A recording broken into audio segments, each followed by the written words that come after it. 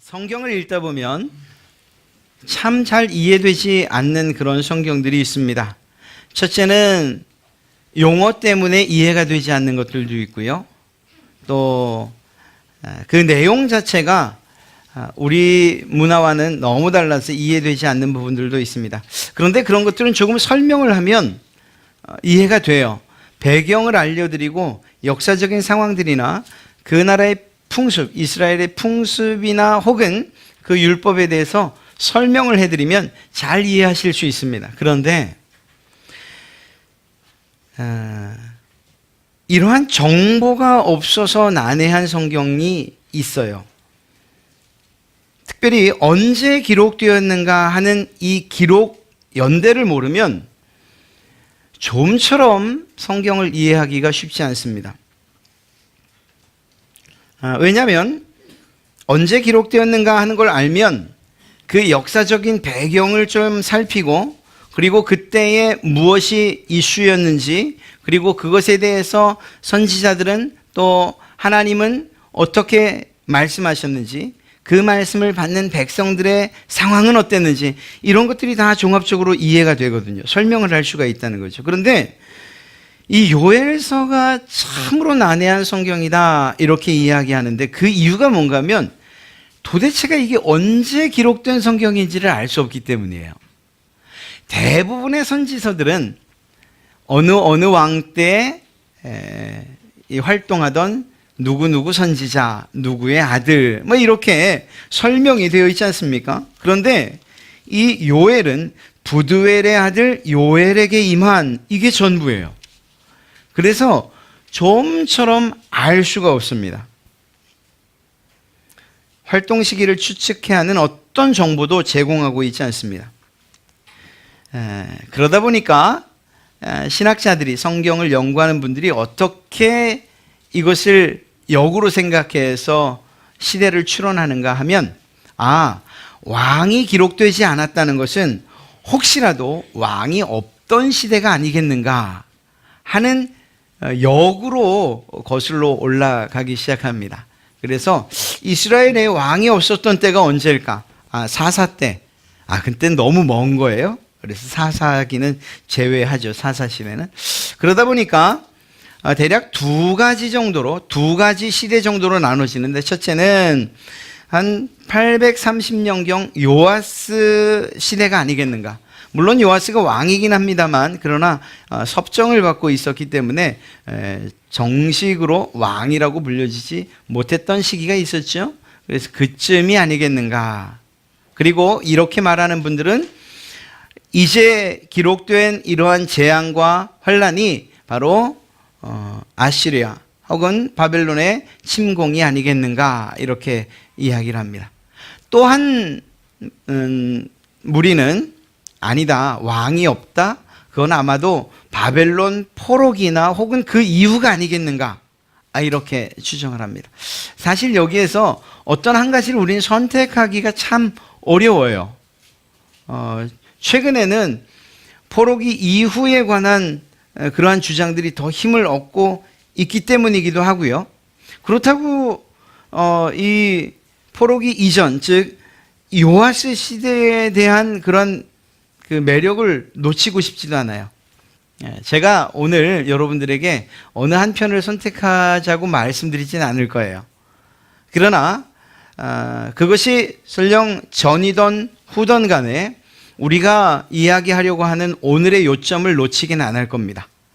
그래서 오늘 이 시기를 알 수는 없지만 그러나 분명히 이스라엘 백성들의 상황이었댔고 이것에 대해서 하나님이 어떻게 처리하시고 그러한 하나님의 심판에 대해서 이스라엘 백성들이 어떤 태도를 취해야 하는가 또 취했는가 하는 것들을 살피면서 우리는 교훈을 받을 겁니다. 또 한 가지는 요엘서에 등장하는 이 메뚜기 떼가 진짜 메뚜기냐 아니면 은유적으로 표현된 상징적으로 표현된 어떤 이방 나라의 군대냐 이것도 확정 지을 수가 없어요. 한편은 실제적인 메뚜기가 맞다라고 말하기도 하고 한편은 북쪽에서 내려왔다고 하는데 혹시 이것이 아시리아가 아니겠는가 뭐 이렇게 주장하기도 합니다. 이것도 오늘 여러분들에게 어느 한 가지를 선택 하라고 말씀드리진 않을 거고 저 또한 그렇게 하지 않을 겁니다. 더 중요한 것은 이 요엘서를 통해서 하나님이 무엇을 말씀하시고자 했는가 하는 이것이 더 중요하기 때문입니다. 자, 그러한 생각을 먼저 마음에 품으시고 그리고 오늘 말씀을 함께 나눠봅니다. 펄벅 여사의 원작 대지라고 하는 소설이 있는데요. 이 시드니 플랭클린 감독이 1937년에 영화로 만듭니다. 저에겐 굉장히 안타까운 일이에요.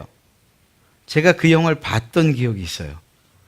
제가 얼마만큼 이게 오래된 사람인가가 이게 혹시 여러분들 가운데도 이 대지 영화를 보신 적 있으십니까? 그 기억이 나십니까? 흑백 영화이고요. 전 다른 건 잘 기억이 안 나는데 이 메뚜기 떼가 몰려오고 그리고 그것에 황망해하는 이 주인공 왕룽의 그 모습, 그리고 그러면서도 어떻게든 막아보려고 애쓰는 그러한 몸부림은 제 기억에 남아 있어요. 제 기억이 맞는지 틀리는지 어제 한번 이렇게 유튜브를 통해서 찾아보니까 맞더라고요. 맞는데 나름 1930년대에 그 특수 효과 면에 있어서는 꽤 그 당시에는 수작이었다 이런 평을 받고 있는, 메뚜기 떼가 저 산 너머에서 마치 구름처럼 큰 소리와 함께 몰려오고 그리고 그 메뚜기 떼가 밭을 그 농장을 휩쓸어가는 이러한 장면이 기록되어 있습니다. 고대 사람들에게 있어서 이 메뚜기는 참 무서운 존재라고 이야기합니다. 때로 몰려다니고 또 이동까지 하면서 농작물을 먹어치우고 사람들의 삶을 완전히 바꿔놓기 때문이죠. 송병현 교수님의 요엘서 강해를 보면 이 메뚜기 떼가 얼마나 공포스러운지에 대해서 잘 기록하고 있는 부분이 있습니다. 제가 그 부분을 좀 읽어보도록 하죠. 1899년에 홍해에서 목격된 메뚜기 떼의 크기는 5,000평방킬로미터에 달했으며 1평방킬로미터당 메뚜기의 숫자는 4,700만 마리에 달했던 것으로 알려졌다. 1957년에 소말리아에서 목격된 메뚜기 떼의 크기는 160억 마리로 추정되었으며 이 메뚜기들의 무게만도 5만 톤이었던 것으로 기록되었다. 1881년에 키프로스에서 메뚜기 떼의 피해를 방지하는 사업의 일환으로 메뚜기들이 부화하기 전에 알을 찾아 파괴하는 프로젝트를 진행했는데 그때 파괴된 메뚜기 알만 1,300톤이었던 것으로 보고되었다. 메뚜기는 보통 수명이 127일에 달하며 하루에 평균 자기 몸무게만큼, 경우에 따라서는 몸무게의 3배까지 먹어치운다고 한다. 뿐만 아니라 메뚜기 떼 때문에 먹을 것이 귀해지면 사람들은 더욱더 약해지고 메뚜기 떼가 썩는 곳에서 비롯되는 병은 전염병이 높아 매우 쉽게 확산된다. 발친 티푸스가 썩은 메뚜기 떼에서 발생하는 대표적인 전염병이다. 이렇게 기록하고 있어요. 잘 이해가 되진 않아요. 1톤이 어마어마한큼의 무게인지 이런 것들을 잘 모르기 때문이죠. 그런데 우리나라에서도 2015년에 메뚜기 피해가 있었어요. 해남에서 말이죠. 거기에는 그렇게 큰 피해를 입지는 않았어요. 30헥타르 정도? 그때 영상을 찾아보니까 얘네들이 팥종이 종류인데 아직 날진 못해요. 그냥 뛰어다니면서. 그런데 그것이 성장을 하면 날개가 생기고 이제 그때부터는 이동을 한다고 하죠. 물론 방제를 그 이전에 했습니다. 2015년에는 러시아에서 메뚜기 피해를 입었다는 뉴스가 나왔는데 크기가 8cm 그리고 날개를 펼치면 12cm, 그래서 표현을 참새만한 메뚜기 이렇게 표현을 하더라고요. 어마어마한 피해를 입혔는데 여의도의 2.5배 면적에 달하는 그러한 농작물들을 그냥 싹 쓸고 간 겁니다. 여러분, 여러분과 제가 실제로 이런 상황에 맞닥뜨린다면 우리가 느낄 수 있는 것은 두려움과 공포 아니겠습니까? 그 날개짓하는 소리, 무슨 큰 비행기가 나는 소리 같을 거고요. 그리고 갈가대는 소리, 그리고 튀어다니는 소리. 그렇습니다. 이러한 메뚜기 심판이 오늘 요엘서에 아주 중요한 하나님의 심판으로 등장하는 것을 보게 됩니다. 오늘 이 요엘만이 주인공이 아니고 그 백성만이 주인공이 아니고 하나님께서 사용하시는 이 메뚜기도 조연의 역할을 아주 톡톡히 하고 있습니다. 성경에 등장하는 이러한 메뚜기 떼에 대한 그 성경적 견해가 어떻죠? 그것은 대부분 하나님의 심판의 도구로 사용되고 있는 것을 잘 알 수가 있습니다. 요엘 선지자가 사역하던 이때에 실제로 엄청난 규모의 이러한 메뚜기 떼가 유다를 강타했다. 우리는 이렇게 믿고 있습니다. 메뚜기의 재앙으로 인해서 황폐해져가는 그러한 땅, 이미 망가져버린 그런 땅을 넋놓고 바라보는 그러한 백성들, 그들을 향해서 이 요엘이 외치는 거예요. 그리고 그 내용이 요엘서에 그대로 담겨져 있죠. 앞서 어떤 자료를 통해서 봤던 메뚜기 떼의 그러한 피해가 실제적으로 요엘서 1장에 잘 기록되어 있는 것을 보게 됩니다. 삶의 경험이 가장 많은 그러한 늙은 자들이라고 표현되어 있는, 나이가 가장 많은 자들도 이제껏 보지 못했던 그러한 재앙으로 메뚜기의 재앙이 달려듭니다. 메뚜기의 종류를 4가지로 이야기하고 있는데 이게 실제 4가지 종류의 메뚜기인지 아니면 성장하는 단계가 4단계라는 얘기인지 이건 잘 모르겠어요. 그리고 실제로 그건 중요한 것도 아니에요. 이스라엘이 경험하고 있는 이 재앙, 어르신들이 처음 경험하는 이러한 재앙, 이것이 단순하게 자연재해가 아니라는 것만은 분명하다는 거예요. 앞서 말씀드린 러시아의 그 메뚜기 떼에 대한 원인은 그렇게 얘기해요. 우리 흔히 얘기하는 것처럼 기상이변, 뭐 이런 정도로 이야기를 해요. 요엘 시대의 기상이변 혹은 단순한 자연재해가 아니라는 사실을 요엘은 강조하고 있는 거예요. 요엘이 말하고 있는 이 메뚜기 떼의 재앙은 하나님께서 내리신 그러한 재앙이라는 것, 유다를 습격한 이 메뚜기 떼를 하나님이 보내셨다는 사실을 요엘은 아주 강조하고 있기 때문입니다. 그렇기 때문에 그의 백성들에게 회개하라고 이렇게 외치고 있는 거예요. 단순한 자연재해였다면 어떻게 막을 것인가에 대해서 이야기했겠지만 그것이 아니고 그러한 재해에 대해서, 재앙에 대해서 이 요엘은 이스라엘 백성들을 향해서 회개를 촉구하고 있다는 것이죠.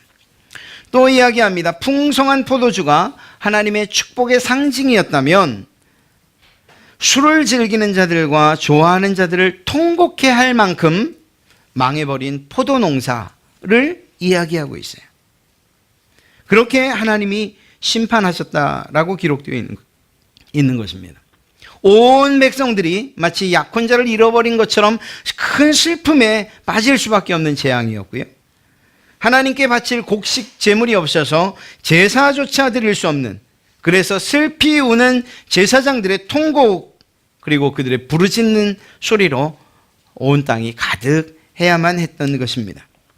여러분, 제사장들이 통곡했다라는 이 사실, 이 메뚜기 떼의 문제는 단순히 경제적 혹은 어떤 사회적인 문제로 끝나는 게 아니에요.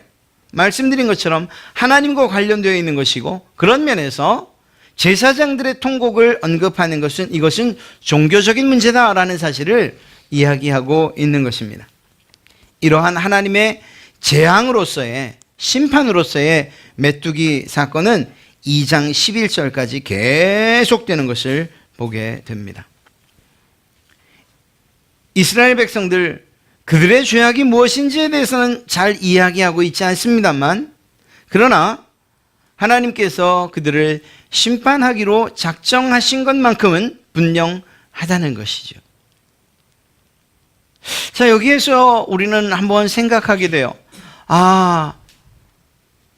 첫째는 이스라엘 백성들이 무슨 죄를 지었기에 이렇게 큰 하나님의 심판을 받아야 되는가 하는 것과 동시에 하나님은 이스라엘 백성들의 그러한 죄악들에 대해서 심판, 이 재앙으로 심판하시는 것 외에는 다른 방법이 없으셨는가 하는 이러한 생각을 해보게 되는 것이죠. 이러한 우리의 생각을 요엘이 알기라도 하는 것처럼 11절부터 11절의 그 마지막, 즉 여호와께서 그의 군대 앞에서 소리를 지르시고 그의 진영은 심히 크고 그의 명령을 행하는 자는 강하니 여호와의 날이 크고 심히 두렵도다. 당할 자가 누구랴? 이렇게 끝난 말씀.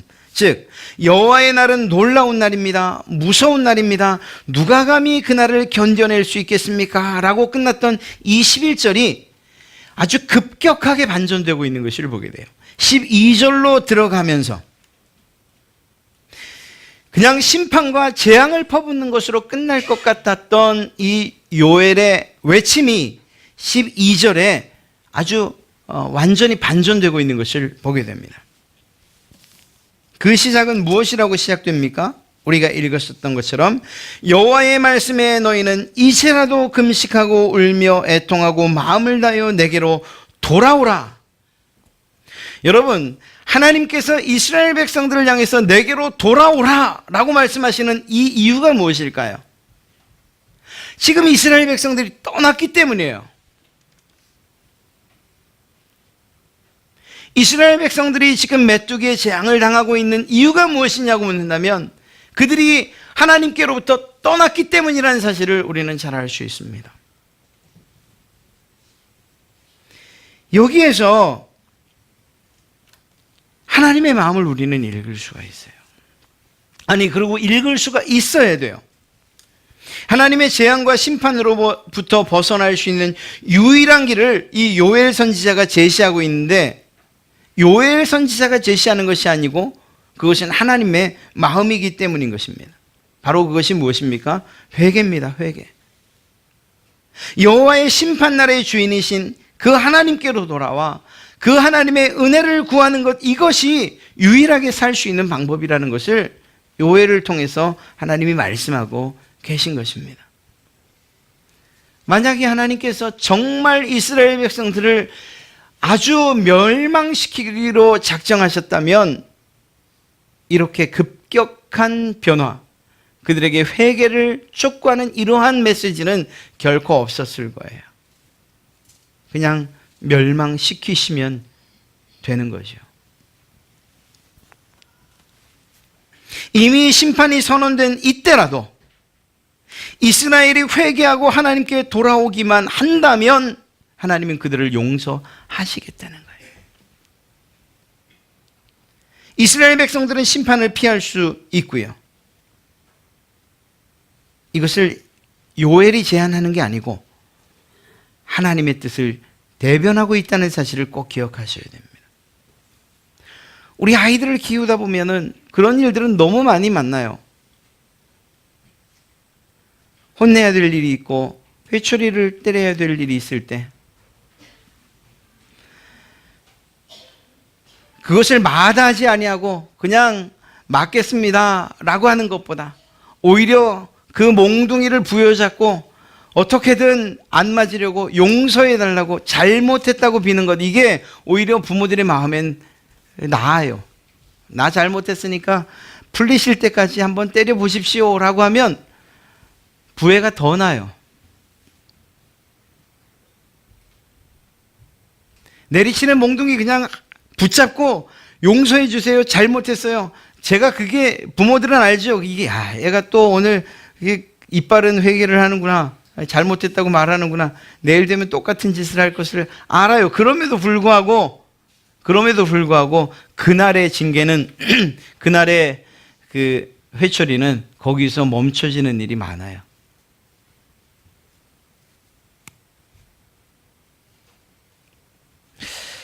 이러한 일들을 생각할 때에 하나님의 마음도 그런 거예요.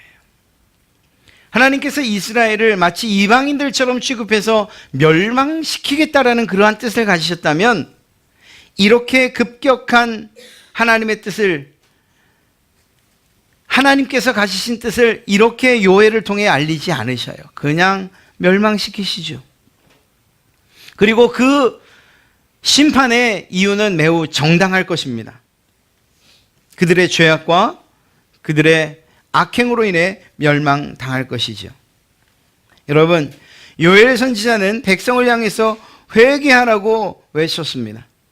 참 신기한 것은 요엘 선지자의 그 외침 가운데에 무엇을 회개해야 된다, 뭘 회개해야 된다라는 이런 구체적인 내용이 없어요. 그냥 우리가 추정해 보기는 아마도 그 요엘의 이름이 여호와가 하나님이시다라는 그러한 뜻을 살필 때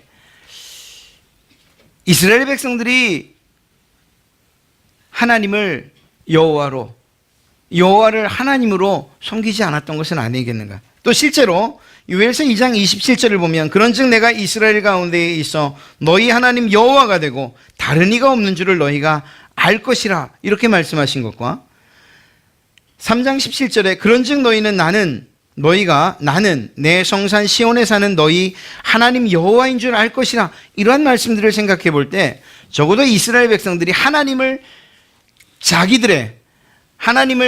이스라엘의 하나님으로 생각하지 않았던 것은 아닌가. 다시 말하면 하나님 외에 다른 신들을 섬겼던 것이 아닌가 하는 이러한 추정을 해볼 따름이에요. 이건 다시 추정만은 아니죠. 이스라엘 백성들과 유다의 열왕기 혹은 그들의 역대기를 살필 때에 그들은 그러한 죄를 끊임없이 반복해 저질러 왔기 때문에 말입니다. 설령 이 죄가 아니라 하더라도 공의로우신 하나님께서 유다를 심판하기로 결정하셨고 그렇게 하셨다면 이 유다는 그 심판에 걸맞는 죄를 저질렀음이 틀림없을 것입니다. 이러한 죄에 대해서 선지자가 요구하고 있는 것이 무엇입니까? 그것이 바로 진정한 회개입니다. 베옷을 입고 죄를 뒤집어 쓰고 금식을 하는 것과 같은 이러한 종교적인 행위만을 얘기하는 게 아니에요. 진정한 회개는 오히려 이러한 종교적인 행위들을 그냥 동반하게 돼요. 마음으로부터 진정한 회개를 하면 이러한 행위들은 따라오기 마련이에요. 더 중요한 것은 마음입니다. 요엘서 2장 13절 너희는 옷을 찢지 말고 마음을 찢고 너희 하나님 여호와께로 돌아올지어다. 성경에 옷이 아닌 마음을 찢으라고 하는 이 말씀 그렇게 흔하지 않아요.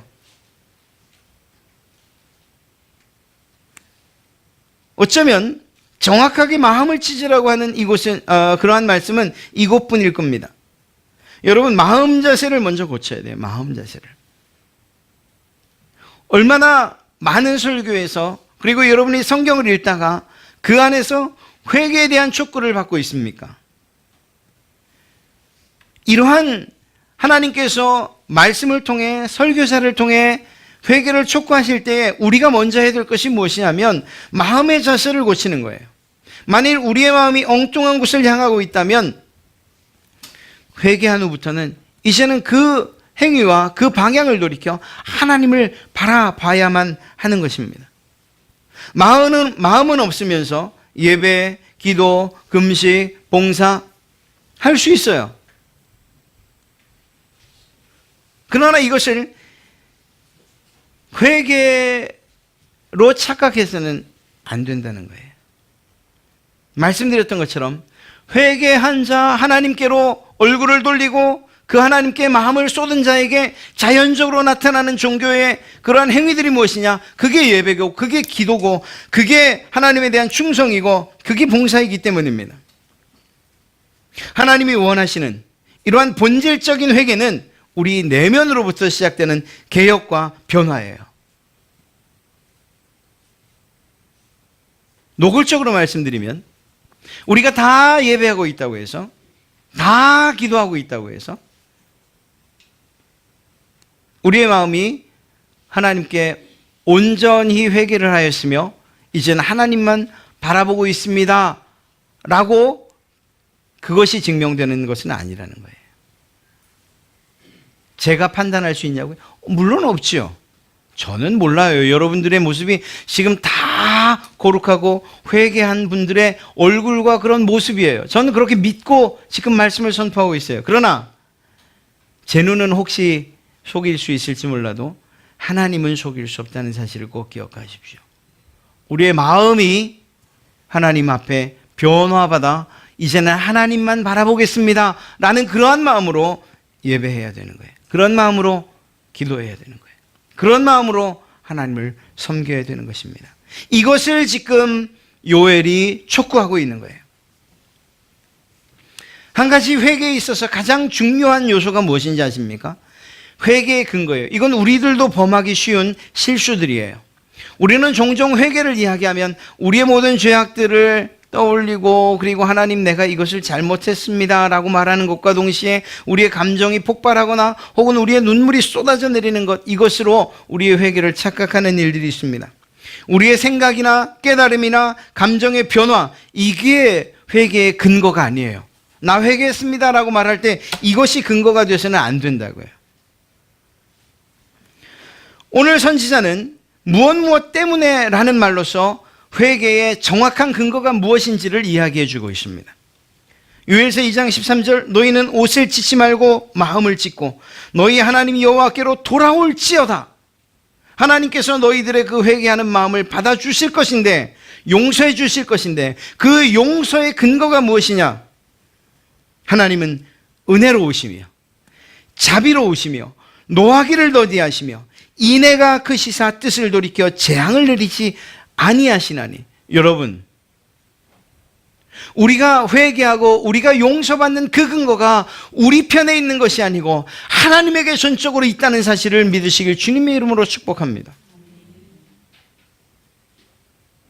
이 사실을 깨닫지 못하면 내가 조금 열심을 다해서 예배하고 또 종교 생활하면, 그러면 내가 회개받은 것처럼, 용서받은 것처럼 그렇게 착각을 하게 되는 거죠. 또 그러다가 어느 순간 좀 그런 활동들이 좀 식어지면, 야, 이 내가 아직 용서받지 못했구나.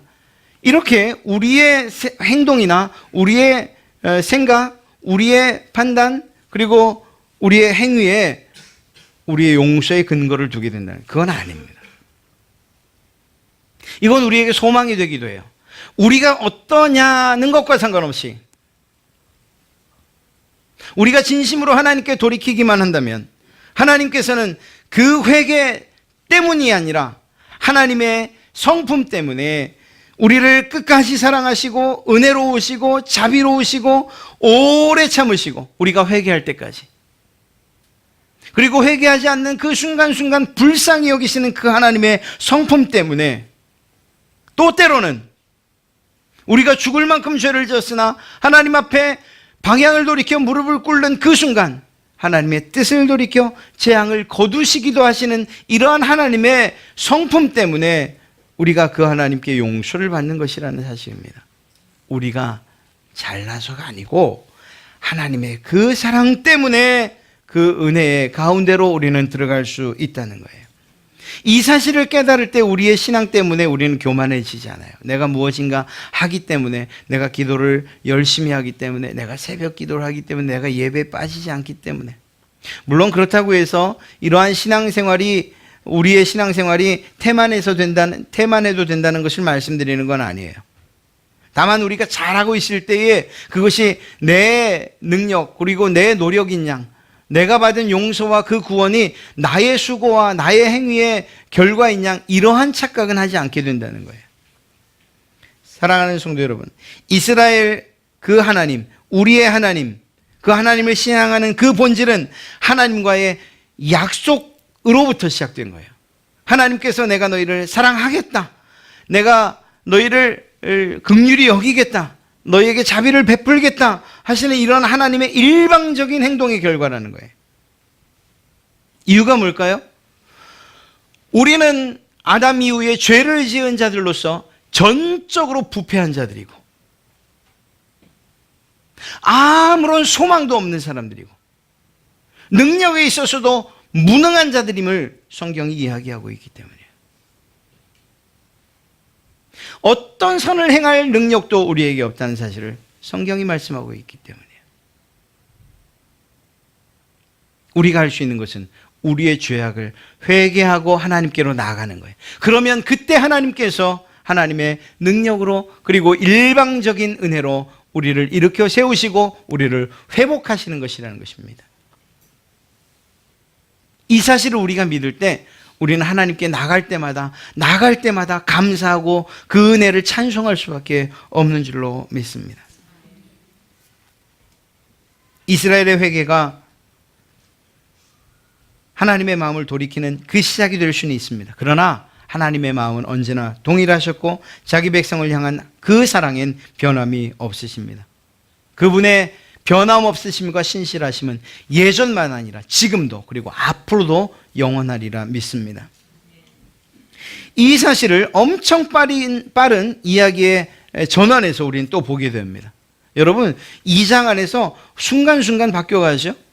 2장 11절까지는 재앙이 선포되고 심판이 선포되었는데 12절부터 17절까지는 이러한 심판받아 정말 멸망에 마땅한 백성들에게 하나님의 마음을 전합니다. 회개하라는 그러한 마음을, 그러한 촉구를 하게 되죠. 그러한 촉구, 이스라엘 백성들을 향한 회개의 촉구가 그 끝나기도 전에 18절엔 아주 완전한 반전이 있어요. 그것이 무엇입니까? 2장 18절 말씀을 보면 그때의 여호와께서 자기의 땅을 극진히 사랑하시어 그의 백성을 불쌍히 여기실 것이라. 물론 이 사이에 이스라엘 백성들이 하나님께로 돌아왔구나. 요엘의 그 외침에 그들이 순종하여 하나님께로 회개했구나라는 사실들을 우리는 유추해 볼 수 있어요.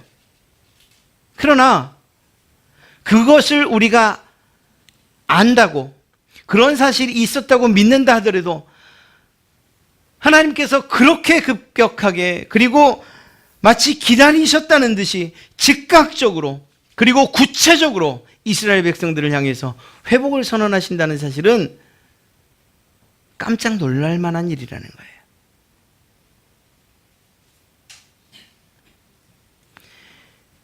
당자를 기다리던 그 아버지의 마음은 이미 그가 떠난 순간부터 그가 돌아오기를 기다렸고 그리고 그 마음은 동네 어귀에 나가서 아들을 기다리는 그러한 행동으로 이어지고 있어요. 아들이 저 멀리서 보이자 그를 달려가 안고 입 맞추고 집으로 돌아와 그에게 새 옷을 갈아입히고 반지를 끼우고 잔치를 벌이는 거예요. 아버지가 그 나간 그 당자를 얼마만큼 기다렸는가를 알 수가 있죠. 오늘 이 요엘서도 마찬가지예요. 요엘은 이스라엘 백성들을 향해서 회개를 촉구했을 따름이에요. 그리고 그 촉구에 걸맞는 회개를 이스라엘 백성들이 했다고 우리는 믿어 의심치 않아요. 그랬다 손치더라도 하나님께서 그것을 기다렸다는 듯이 매우 급하게 그리고 즉각적으로 그들을 회복시키겠다고 약속해 주신다니까요. 곡식과 새 포도주와 기름을 주시겠다고 약속하셨어요.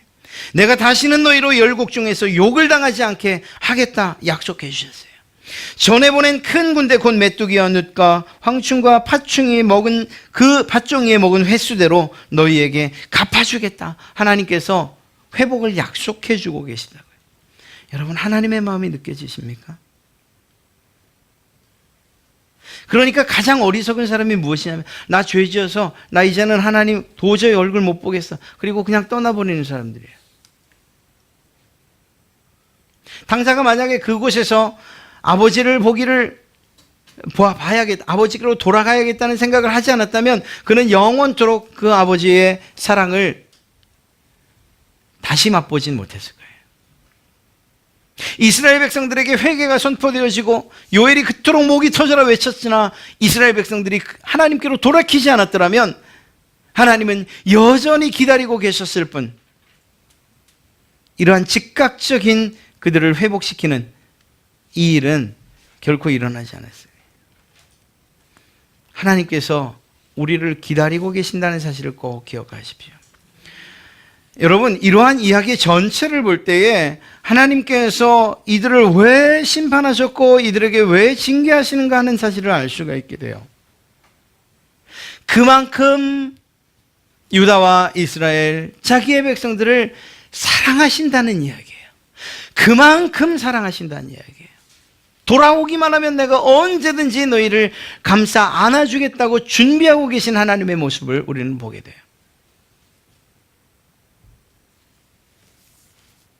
더 놀라운 것은 이러한 회복이 그저 순간에 그치지 않게 하시겠다는 하나님의 약속이 담겨 있습니다. 함께 선포되고 있어요. 2장 28절을 보면 그 후에 내가 내 영을 만민에게 부어주리니, 하나님의 영이 이스라엘 백성들에게 부어지는 것을 통해서 하나님이 약속하신 것이 무엇입니까? 더 위대하고 더 완전하고 더 지속적으로 너희를 회복하겠다라고 하는 약속이 선포되어지고 있는 것입니다.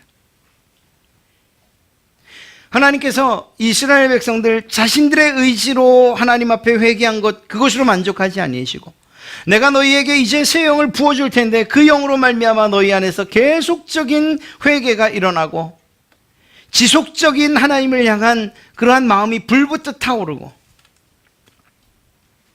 그것을 끝날까지 내가 계속해 가겠다라는 하나님의 의지가 이러한 내용을 만민에게 부어주리니 라고 시작되는 이러한 예언에 담겨져 있는 것입니다. 한 가지 더 말씀드리고 마치죠. 이 본문은 2장 28절부터 32절의 본문은 베드로 사도에 의해서 다시금 선포되어지고 있어요. 마지막 때에 하나님께서 하나님의 영을 부어주시는 것으로서, 그리고 그것은 역사적으로 이미 이루어졌어요. 성령님이 오시는 것을 통해서 말이죠. 우리가 오해해서는 안 되는 거. 아니, 오해라고는 할 수 없으나 더 중요하게 생각해야 될 것 한 가지를 말씀드리고 마치도록 하겠습니다. 여러분, 하나님께서 이들에게 말세를 당한 때에 각 사람에게 성령을 부어주시는 것, 이것은 단지 하나님의 은사를 나타내기 위한, 하나님의 능력을 나타내기 위한 것이 아니라는 것을 알아야 됩니다. 이것을 우리가 조금 착각하면 마지막 때에 성령이 부어지는 것을 통해서 우리에게 하나님의 능력과 은사가 나타나는 것만, 그것에만 초점을 맞추게 돼요. 그러나 그렇지 않아요. 오늘 이야기할 때에 이들이 받는 것, 자녀들이 장래일을 말하는 이러한 예언, 늙은이들이 꿈을 꾸는 것, 젊은이들이 보는 이상, 이 환상, 여러분, 이 세 가지가 무엇을 의미하고 있죠? 우리가 수요 성경 공부에 하나님의 계시에 대해서 이야기했었어요. 하나님의 계시를 생각해 보십시오. 이 세 가지가 주로 무엇을 의미할 때에, 무엇을 이야기할 때에 등장하는 현상들이죠? 예, 하나님을 계시하는 것, 하나님을 아는 것, 하나님의 나타나심. 하나님께서 자신을 드러내시는 이 사건에 주로 예언이나 혹은 꿈이나 환상이 사용되고 있어요.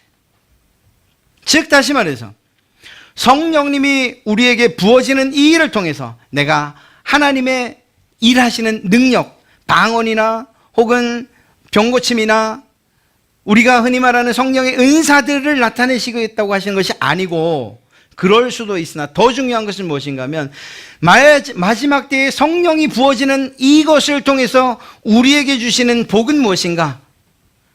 하나님을 알아간다는 거예요. 하나님을 더 정확하게 알아가게 하시겠다는 하나님의 뜻이 담겨 있는 거예요. 이스라엘 백성들, 우리가 지난번에도 살펴봤던 것처럼 그들이 망하는 이유가 무엇이었습니까? 하나님을 아는 지식이 없어서 망하는 것 아닙니까? 지금 오늘날 이 시대가 소망이 없다고 하는 이유가 무엇입니까? 하나님을 아는 그러한 지식이 없기 때문이 아닙니까? 하나님을 잘못 아는 것 때문 아닙니까? 하나님을 이방신들처럼 아는 것 아닙니까? 이스라엘 백성들이 지금 그토록 환난과 그리고 재앙을 당했던 이유가 무엇입니까? 하나님을 바알과 아세라 섬기듯 섬겼기 때문 아닙니까? 그 일을 하나님이 이젠 막으시겠다는 거예요.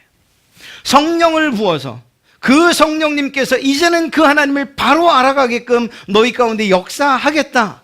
이것을 통해서 내가 너희를 회복시키는 그러한 복을 너희에게 허락해 주겠다. 약속해 주겠다. 그 내용을 이야기하고 있는 것입니다.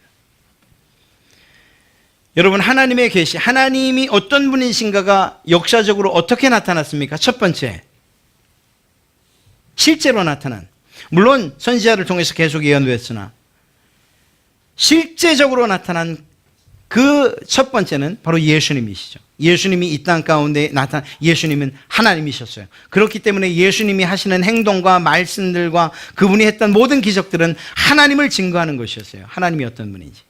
예수님께서 부활 승천하셨어요. 그러면서 약속해 주셨죠. 무엇을 약속하셨나요? 성령을 보내겠다고 약속해 주셨어요. 성령님께서 하시는 일들을 가장 특징적으로 이야기하고 있는 것이 무엇입니까? 성령은 임의로, 자의로 말하지 않아요. 무엇을 말한다고 했습니까? 예수님이 하신 사역, 예수님이 누구신지, 이것은 결국 무엇을 말하는 겁니까? 여러분 안에 성령이 임하시면 우리로 하여금 하나님을 알아가게 하시겠다는 하나님의 뜻이 이 성령의 부으심 가운데 나타나 있는 거예요. 사랑하는 성도 여러분, 마지막 때에 우리가 알아야 할 지식이 있다면 그것은 바로 하나님을 아는 지식입니다. 그리고 그것을 이 요엘의 시대에 이미 하나님은 약속해 주셨어요. 그리고 젊은 사람이든 혹은 어린아이든 연세가 많던 혹은 남종이든 여종이든 그 누구든지 구분하지 아니하고 하나님께서 그들에게 성령을 부어주시면 그들은 하나님을 알아가게 될 것이고 하나님에 대한 참 지식을 얻게 되는 놀라운 복을 얻게 될 것이라 이렇게 말씀하셨습니다. 그리고 그러한 복을 받은 자들은 이미 그 전에 그들의 죄악으로 인해서 받았던 모든 징계들과 그 환난으로부터 회복되어지는 놀라운 복을 또한 받게 될 것이라고 약속해 주고 계신 것입니다. 사랑하는 성도 여러분, 말씀을 마치죠. 우리에게 진정한 복이 무엇인가 오늘 요엘은 이야기해 주고 있어요. 물론 메뚜기 때가 사라지고 조롱받던 자들이 높임받고 그리고 다시는 그러한 어려움 가운데 빠지지 않는 것, 이것도 복일 수 있어요. 그러나 하나님께서 영원토록 우리에게 주시마 약속하신 그 복은 우리 가운데 성령을 주시고 그 성령님께서 하나님을 알아가는 지식으로 여러분을 충만하게 하시겠다는 이것이 진정한 복인 줄로 믿습니다. 마지막 때에 하나님의 말씀이 없어서 가라고, 하나님의 말씀이 없어서 그 영광의 빛이 사라져 어두워져가는 이 시대에 여러분 가운데 두신 그 성령님께서 여러분의 빛이 되어주시고 등불이 되어주시고 여러분들이 살아가야 할 그 삶의 길들을 친히 알려주시겠다고 약속해 주셨어요. 하나님을 알아가는 그 사건을 통해서 말이죠. 사랑하는 성도 여러분, 마지막 때에 우리에게 주신 하나님의 놀라우신 복이 바로 이것입니다. 우리 스스로 알아갈 수 없는 그 하나님을 우리에게 보내주신 성령님을 통해서 그 하나님을 알아가게 하신 것, 그 하나님의 사랑이 어떠한지, 그 하나님의 은혜가 어떠한지, 우리를 얼마나 뜨겁게 사랑하시는지, 우리를 위해서 무슨 일을 해주셨는지를 알아가게 하시는 바로 그 일을 하나님께서 약속해 주셨던 거예요. 성령을 통해서 그 일을 알게 해주시겠다고 말입니다. 이러한 은혜와 복이 여러분의 삶 가운데 차고 넘치시기를 주님의 이름으로 축복합니다. 성령님께서 여러분들의 삶 가운데 강권적으로 역사하셔서 하나님의 자녀로서 살아가는데 조금도 부족함이 없도록 하실 줄로 믿고, 또한 그러한 복이 여러분의 삶 가운데, 여러분의 가정에 차고 넘치시기를 주님의 이름으로 축복합니다.